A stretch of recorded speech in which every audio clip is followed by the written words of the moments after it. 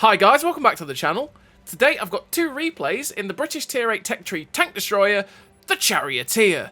Now if you do like the video, as always, don't forget to like and subscribe down below, as it really does help out the channel. And yes, the Charioteer, what a tank. Honestly, it's such a flexible Tier 8 Tank Destroyer. You can play it quite easily as a medium tank, or you can play it as a tank destroyer, and that is because it's got damn good mobility with a 52km/h top speed and a 20km/h reverse speed. It will hit those top speeds, which means you can get about the battlefield quite easily. You have decent view range at 473 meters of view range with the build that I have, which is not the best out there for Tier 8, but it's still good enough to spot where you're going to spot.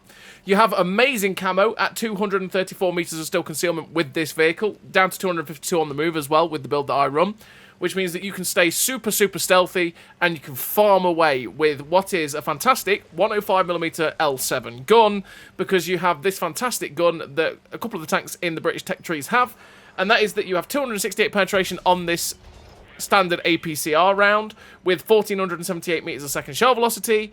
You've got a Hesh round with 210 pen, which goes at 1173 meters a second shell velocity, which has 480 alpha. The Hesh is beautiful, as you just see me use it against a Barask for 511. And it really ups that DPM when you switch to it and use it. The Hesh can be a good meme to use. You've obviously got it on stuff like the Earthshaker and the Draugen at Tier 8 as well, the same Hesh, and you've got it on the Cent 7-1 as well at Tier 9, and on the FV4202 as well at Tier 10. But the Hesh is very nice to use for this Charioteer. Naturally, it means you don't have a higher penetration premium round, which can hold you back against some of the Tier 10 super heavies, but on the whole, 268 penetration is going to go through pretty much everything you're going to face, because that is Tier 10 standard pen, and it is a very nice thing for the old Charioteer. And if you're using the 10 degrees of gun depression on a ridgeline and showing very little of your vehicle, using bush locations to be able to use the fantastic camo of the vehicle and the mobility to get around and use those locations too, you're going to have a great time with the Charioteer. It is a lot of fun. You've got 3.1k DPM with a 7.37 second reload, which is with the standard APCR, naturally, that DPM. And that is so useful for the Charioteer, and it is a nice DPM to have for it, and especially for 390 alpha, or even for 80 alpha, you know, with the Hesh rounds. Because you do have a 0.28 accuracy at 100 meters, which, you know, isn't the best for a tank destroyer in Tier 8, but it's also not the worst. It's pretty damn handy, and when you are fully aimed, you will hit a lot of your shots. But you do have 3.37 accuracy during movement, which is atrocious, which means hitting shots on the move is very unlikely unless you get very lucky. And 0.54 accuracy during rotation is absolutely fantastic, which means you don't really have to help it with the snapshot perk if you don't want to, which means your aim circle, doesn't bloom out that much after you turn the turret, which is pretty good. And even if your aim circle does bloom out a lot, which it will after moving, like you're seeing here, the aim circle becomes pretty massive after moving because 3.37 is atrocious. You've got a 2.12 second aim time with the build that I have, which means that it does aim in pretty quickly anyway, and then you can get going with what is just, it is a fantastic tank, the Charioteer. It's a lot of fun to play in World War II at Tier 8. It's a very good tank in Era 1 of Cold War as well, if you've not seen my video on it in there as well. But yeah, that's the Charioteer. It is a lot of fun. I've always loved the Charioteer, mostly since they changed the gun depression to 10 degrees of gun depression, because back in the day it used to be absolutely painful. With 5 degrees of gun depression, it really limited the options for choices of spots that you could take to farm away with it, but 10 degrees of gun depression is fantastic for this vehicle. So what do I run in terms of a crew and equipment for the Charioteer? Well, I run Born Leader, Rapid Reload, Sixth Sense, Situational Awareness, Steady Aim, Run and Gun, Camouflage Expertise, Silent Driving, and Muffled Shot. The 3 camo perks to make sure the camo is as good as possible, mixed in with that camo net, so that we can farm away and not get spotted. The optics to get up to 473 meters of view range, because otherwise you're blind, and that helps with having the fantastic camo as well, with the camo net and the 3 camo perks, to be able to outspot your opponents at a good distance and keep yourself unspotted, hopefully by spotting them further away. The advanced loader to make the DPM as good as possible, so that you can get that 3.1, nearly 3.2k DPM on this vehicle, with the steady aim and the run and gun to make the accuracy better in general by 10%, and the accuracy during movement 10% better as well, because the accuracy during movement on this vehicle is atrocious. You really want to try and knock it down a peg, so that the aim circle doesn't quite get as large as it could do if you didn't run the run and gun. So as you've seen in this first game, we are up to 5.8k damage with 395 assistance, that 5,868 damage with 7 kills now, and we finished the game with the epic victory.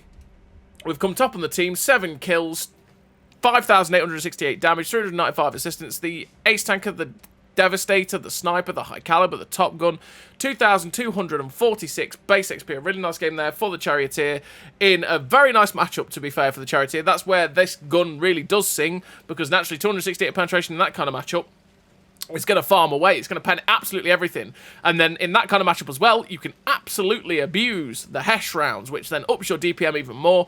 And they are absolutely beautiful. You've obviously got to be careful with the Hesh rounds, naturally, because they are HE rounds, which means if they hit any sort of spaced armor, they're just going to explode and you're not going to do a full penetration. You're probably going to hit someone for like 200, 150, something like that, and not do full damage. So you've really got to know where you're shooting to get the most out of those rounds. But we're on to the second replay, and the second replay, well, it's a complete contrast to the first replay, because the first replay was absolutely fabulous matchmaking. The second replay is really not fabulous matchmaking. It's a tier 10 game, and we are on Pearl River. On Pearl River, we've taken this aggressive TD spot to catch out anyone that makes the cross along the K line, and we get a shot into the Kampfpanzer 50T who was making an early move to cross. The UDES 14 Alt 5 also got spotted from the middle, so we put a nice shot through the side of his track there, which tracked him in place and stopped him getting any shots at us, but he's now unspotted. I'm still just making sure that, because if anyone does make that cross where the Kampfpanzer is, if I'm stationary or if I'm sitting in the position in that bush, they won't spot me until I fire, so I could just making sure that I was watching that cross to see if anyone was going to make it, and then I can get a free shot into them. We try and get a shot into the UDES there, who got tracked, but sadly he got tracked, which meant that while he was pulling back and might have given us a shot, we just missed the shot on him, which was, you know, sad times, but it is what it is. We're now being pressured by the medium tank, which is the Kampfpanzer, and he's come all the way up. We get a nice tracking shot there into the Kampfpanzer. I was really hoping that his tracks would stay off there, and he'd already used his repair kit, but sadly not the case, and we're just waiting on him to poke over and give us a nice shot. But he is really hulled down, and at this point, I'm looking at the flank going, oh boy, this isn't good. We aren't going to do very well here, because I'm going to get shot in the rear by the UDES, possibly. There is at least 2 tanks, which is a Kampfpanzer and the other medium tank, attacking us, and in fact there's now 3, because we did end up spotting 4 tanks in total that were on this flank, and they are like tier 9s and 10s, and it was like, nope, that's not going to end well. I need to relocate somewhere to be able to go and help the team in a different way, because there's no point staying and just dying, because it's not going to help. And unfortunately for my platoon mate, he was just boned because he was in a awkward position where they'd all YOLO'd him, and it was like, okay, I'm so sorry, I'm going now.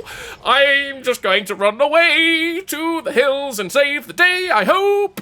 And that's what we're doing. That's what we're doing. So we're at 1,929 damage of 774 assistance.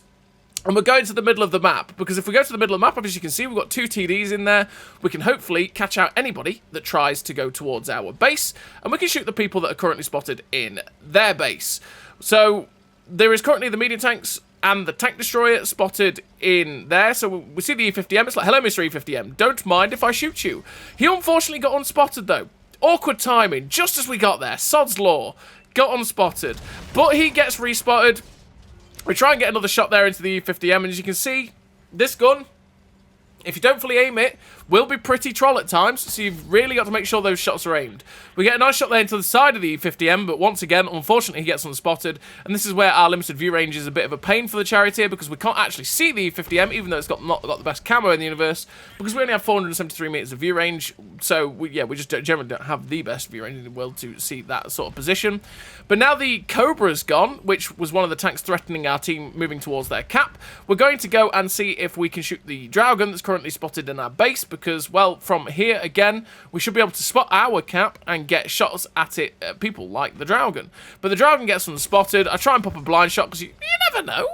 You never know. You might have hit. But no, it didn't happen. So I'm going to change up the angle. Oh, well, I was thinking of changing up the angle, but in fact, if they've got 2 people in the cap, maybe we can spot them, and there you go. We pull back behind the tree so that the tree was covering between me and the Dragon, and that way, that if we fire, that Dragon is probably not going to see us. We're still firing through that tree, even though there's... well, even though we can see him properly through that gap, and that way it's making it as unlikely as possible that that guy is going to see us. But naturally, we are spotting both the 2598 and the Dragon, so we're trying our best to poke into positions where we can maybe see the Dragon as well. But the 2598 gets shut down by the E50. The Dragon is still capping, so I'm thinking, oh, maybe he's still in behind that tank.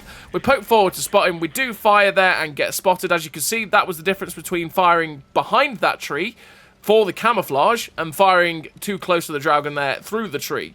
And, you know, that meant that we got spotted in the end. We're up to 3.6k damage with 998 assistance. There's 4 tanks left on the enemy team. There is the E50M. There's not an E50M anymore. There's 3 TDs. And it's like, okay, we know where they are. Probably. They're probably on that line. Someone did shoot into the middle a second ago and hit one of the buildings. So it's like, okay, where are they? Where could they be, quite possibly? And in fact, a Waffle E100 gets spotted at J6. And it's like, okay, Mr. Waffle E100, I've got Hesh for you, sir. We end up finding the T28 prop. We put a snapshot towards him there. I don't know why we did that, because that was never going to hit that T28 prop, but okay. The Waffle E100 fires at the Centauro, so I'm thinking, okay, maybe he's fired all of his clip. So we get up behind him, fire the Hesh round into the back of his turret for 471. We get hit with HE by the T28 Proto, which makes me think, okay, that guy's firing HE, so if we get unlucky, he might pen us for a lot, but he might only splash us for 100 the next time we go after him. We managed to get a cheeky shot round the corner into the Waffle E100, shutting down that tier 10 German tank destroyer. We're going to go after the T28 prop, because we actually have Hesh loaded, so I thought I could only splash him, and I did splash him to death. But sadly, the Ho-Re 3, out of nowhere, comes in and finishes us off. But thankfully, since he was the last tank on the enemy team, we ended up still finishing with the victory. We finished with 3 kills, 4.5k damage, the 2 and a bit K assist, the ace tanker for 2015 base XP. A really great game there for the Charioteer in a bad matchup, and again, it just showed the flexibility of the Charioteer and how we were on a flank that was basically doomed, and it was like, oh no, I need to keep my gun in the game. We got to a better position somewhere else where we could keep the gun firing, keep ourselves in the game, and farm away with this tank, which is honestly such a flexible, fantastic little tank destroyer in the British tech tree. So as always, everybody, thank you very much for watching, and I'll see you next time.